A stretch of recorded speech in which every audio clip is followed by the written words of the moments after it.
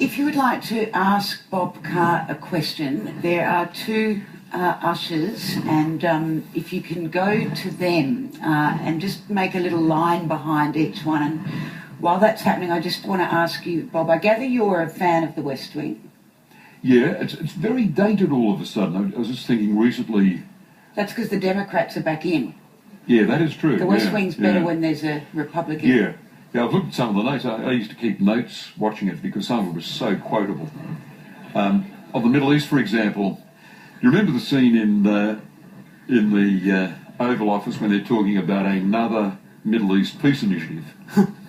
And one of the president's advisors says, remember, the road to the Nobel Prize is the road to noble failure. And I thought of that when the current peace talks, tragically, despite the best efforts, and he deserves a lot of credit, the best efforts of John Kerry appeared to fall over. I said to him, I tell the story in the book of being at an East Asia summit, sitting next to him, I think in Phnom Penh, and we're there at the formal banquet, Brunei, and I was chatting with him about this process. I said, have you got a plan? Is this really going to happen? Peace between the Israelis and the Palestinians? And he said, yes, I have. And I said, if the first stage falls over, have you got a plan B? And he said, yes, I've got a plan B. And I was on the point of pressing him, saying, what is it? And then at that moment, the dancing girls came on, and John Kerry was able to... He was saved. Trust me aside, say, oh, look, here come the dancing girls. I think we'll go to the right wing first, since you were from the right faction. Good evening. Thank you to the Wheeler Centre and thank you to the panellists. Bob, you're not happy with the Jewish lobby in Australia. Given what's going on in Syria and Pakistan and Libya and Somalia and Nigeria, have you got any concerns about an Islamic lobby in Australia? And can I also say, I used to live in Newcastle.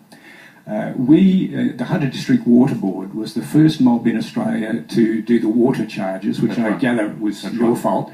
We weren't happy, Bob. We weren't happy. No, the reforms did come out of the Hunter. Please use the expression Israel lobby, not Jewish lobby. I've had as many arguments with Palestinian advocates as I have with Likud-leaning Israel advocates. I remember once when I launched a book for some left-wing Jewish activists saying, this is years ago now, before I became foreign minister, it's still when I was premier.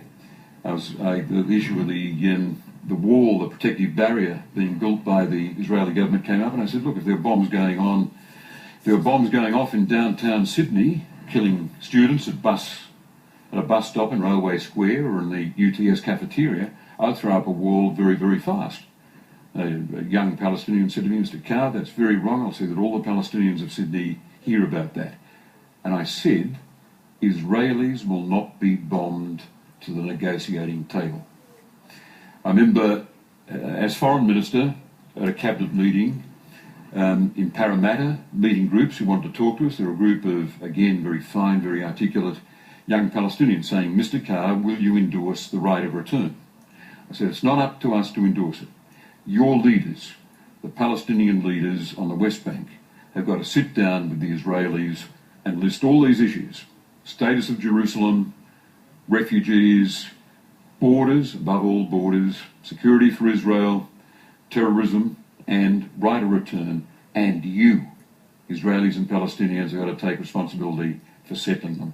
So I've been involved in this for a long time. I've had arguments with both sides, and I've been as heated in disagreements with people on that side as with the people who represent a very conservative view of Israel's future.